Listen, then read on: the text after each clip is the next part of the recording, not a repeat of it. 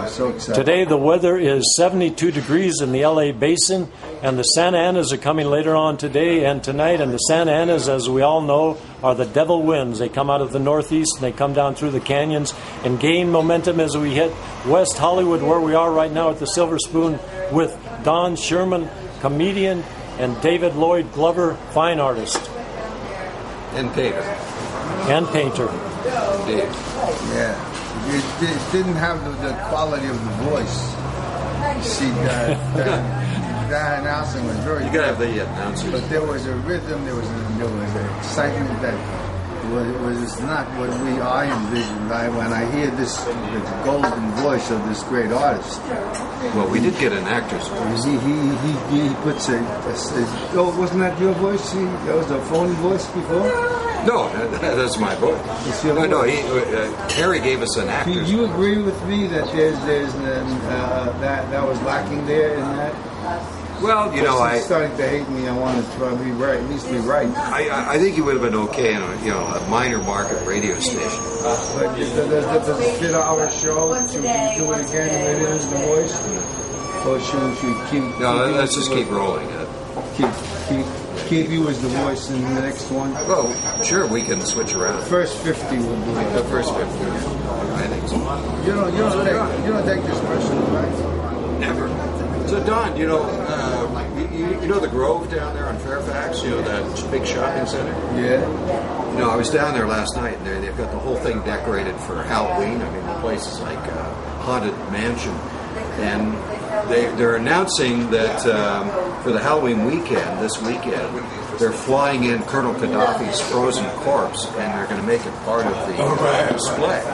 And so he's doing like a tour, a body tour. Well, that's far enough away from Fairfax Avenue. Well, it's just off Fairfax Avenue. Yeah, so, but you got to keep the bridge between Fairfax Avenue and the shul. It's across the street. Ceremony. Yeah, it's amazing that my neighborhood in the valley, and I had no idea when I bought the house back in 1742 out in the San Fernando Valley that it would be totally like television.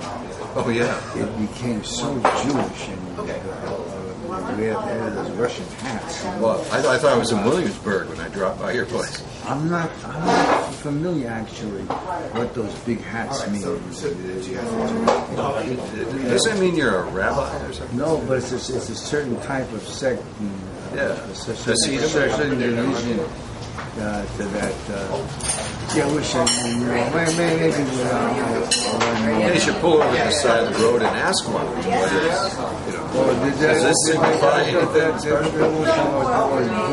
to do a club date in Catskill. And I was driving along with three young Hasidim who must have been maybe 18, 19 years old, something, and they had the long sideburns and they had the hats and everything. Yeah, what do they call that? Payas or something? Payas. And I said, listen, how would you like a lift? They didn't say a word. They just opened up the door of my car and got in and sat down. And we started the ride. They said, where you going? He says, drive. Where you go? We go. He said, then we started this talk. What's your name? I said, Don Sherman. He said, what you do?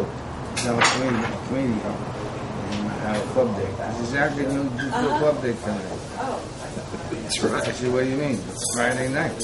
Yeah. Shabbos. You don't do club days Friday. And I got a little indignant. So you'd like to walk the rest of the way, or what the hell? We'll work this out. It was really interesting. It was a lot of respect for it. Well, that's a conundrum for them, to decide, do I walk the 30 miles or do we get the ride from the guy who's breaking all the rules? But I guess if it was Saturday, they could only walk and they would have to wear sneakers. Sneakers, they didn't know about. They have to wear sneakers? Well, I don't think they can walk on leather. Isn't that true? True? Yeah, I don't think you can wear leather shoes or Harry, animal you're allowed to products. talk even though you've got to be multitasking. You're asking a Christian? You have to multitask. Yes, Christian. A Christian with a very profound insight. Oh, there goes the deacon. It's not my job. Yeah, no. Well, what do you think of that? What are we talking about? We're talking about wearing leather on Saturday. If Yeah. you're I never knew about a it. Hasidic Jew. I never knew about it. I think that's the case. I think if you'll notice that your neighbors on Saturday are all wearing sneakers. See, that's something I never knew. Sneakers, I remember some of those Jews should always have a sandwich pack and sneakers ready to run. And isn't it true they can't touch anything electrical, anything that's automated, kind of like the Amish or whatever. But on Shabbos, you can't turn on your stove, you can't touch a light switch. They had what they call the Shabbos guy. There was always someone who was not. Oh yeah, that runs in, does it? He was a friend of the family or something. Yeah, because I got a knock on my door in Beverly Hills, apartment block, and there was a rabbi that lived on the same floor as me. You wanted to be the Shabbos guy? Yeah, I had to go in and turn this oven on. Isn't that great? Yeah. Do you mind? Should have charged him. I think he was making money. Yeah, that is the whole thing. How we can get everybody to talk to each other in an elevator, subway, bus. It's not easy. No, it's very hard. Especially in an elevator. Something about Very those hard. numbers. Even in life, it's like even in marriage. There's a thin line. What's his name? The great writer who writes Southern books. He wrote a book called like the thin line. He wrote about aristocratic Southern family. Yeah. Thin blue line. Lived in that big house together. Great grandmother. And yet, so much was unsaid. Oh, of course. So much was unsaid. There's a thin line. The family secrets. You know? Yes. Yeah. I mean, I had that in my family. Secrets. You have Went to the Why grave. is that? Why is that? Don't talk about Uncle Harry. You know? I'm sorry, Harry. No. Maybe, I just dawned on me on the, what's it, on Epiphany? Yeah, the Epiphany. That maybe it's like Steve Jobs said, which I used to say a lot, you're born along your dialogue. Maybe the realization is there's only you that any extra affirmation. It's you. It's your rules. It's your values. And you die with your secrets. That's right. Whatever they are. Lack of communication. It's a hell of an experience. It's a hell of an undertaking to try to understand it. Why do I think it's so perfect, so important that I understand things like why is the sky blue? Why do I And he said he was like, not sure. She answered to everything. Of course. That's what she looked at me.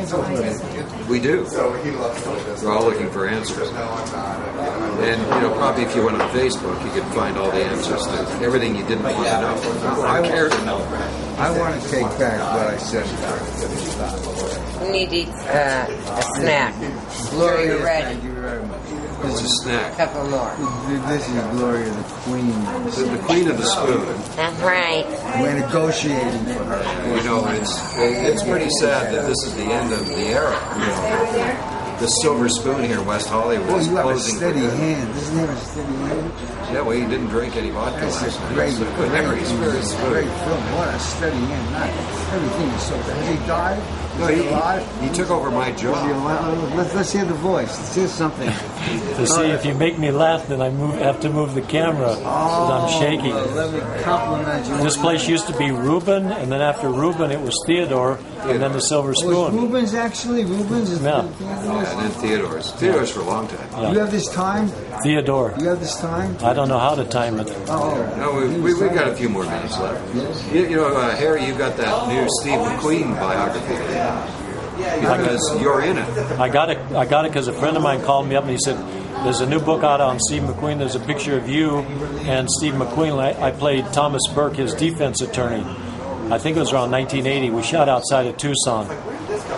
So it was a nice picture. I had a beard. It was McQueen's second to last picture.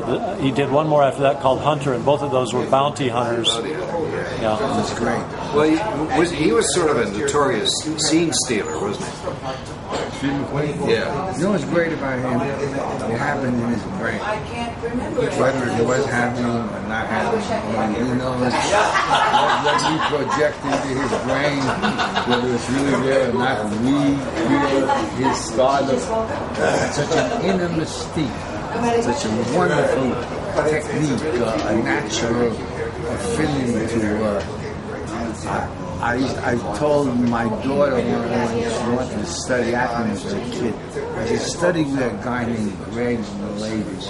Oh, yeah, sure. Whenever Greg acted, he always had like another Thing going on. acting thing going on inside. And he always was attracted to me because you could see the leaders. Which I guess with McQueen you could do. He had, he had a fantastic inner life. Because he was not, I guess in real life, Harry, he wasn't actually that good looking a guy if you just saw him walking in the room, right? How would you summarize his... It was all in the camera then. You know, when we was doing the picture, we'd sit around and talk about what made him so great on film. Yeah. And it's still kind of, he had whatever it is, but he had a good head of hair, he had those eyes, and he really worked with the physical. He kept himself in good shape. And then when he was doing Wanted Dead or Alive, he was doing the physical thing, and then all of a sudden he just gave a little smile. And his wife told him, Nellie, you let the audience in with that little smile. But he knew it was a physical. Film is visual. So he really understood the visual aspect of it. It's a genius. I'll never forget when they asked that great actor that played Killer. Anthony Hopkins. They asked him, what is the trait? What is the main thing that instills that fear? He's like this little guy, like walking Silence. Yeah. Silence of the Lambs. Everything he says, he would say silence or give a look and blood curtain. Yeah. These cinematic evaluations should be coming forth from Our resident cinema historian. Our apprentice photographer there. But he's now the DP. He's incredible. He sees a movie and he breaks it down into things that are fantastic. I see so many movies, but I have such respect for that field. Oh yeah. I never used to before. I used to think it was a total fraud. It was too many Xavier Kuga pictures. There's your friend. There's your friend. There he goes. Off into the sunset. Joe. So long. The VO guy. we were just interrupted by who? Joe Turkel. Joe Turkel. Joe Turkel, he was in Blade Runner, Paths of Glory, and The Shining. Oh yeah. Yeah, he was a bartender, just like you. We got to use him almost like a spell check. Spell check. Harry Northup, spell check. But he gives it a name. Yeah, it just comes out. When they're born. He's going to be 85 soon, Joe. See? He's on his way over to the Hollywood Forever Cemetery to pony up 10 to 15 grand for his crypt. And on the crypt is going to be a list of his 3 films I just mentioned and thanking. I think the greatest thing I've ever seen was that picture that I have in the New York Times of Professor Irwin Corey, probably the world's greatest comedian. Professor Irwin Corey. You've ever seen him? Used to see him on the Steve Allen show. He's 97 years old and he daily panhandles by the Midtown. That's great. He's still a member of the Friars. And raises money for the Cuban poor Cuban children. Lives in a $3.8 million mansion. He's a star. 97. What a nice guy. 97, man. Nickels for Cuban girls to go to school. Nickels. He was the wildest comic I ever. Irwin Corey, great man. He's going to break records. I think he's going to live to be about 150. Great. I should be 100. And Well, still is working. Well, Don, I think our show is just coming to an end You see, today. but you don't have that authority anymore. No, I know. I was How do I on end camera. it? You should recommend it to the Okay, I'll recommend to Harry. Harry can slate it, call it a... How do I end it? Just punch that red thing or what? Just slate it, punch the red thing. Can we see the picture? This has been the October 26th Wednesday shooting here at the Silver Spoon, which unfortunately it's on its way out. It may close in mid-November, but we've all enjoyed a lot never of. closed the check to declare yet. The check hasn't come through yet. Jack to make up his mind. Jack, make up your mind. Give him the money. Okay. We need a place to hang out. So I'm going to close right now with Don Okay? and David. Come up with the money. I'll say goodbye for Don. We'll Okay. give you the table too. Until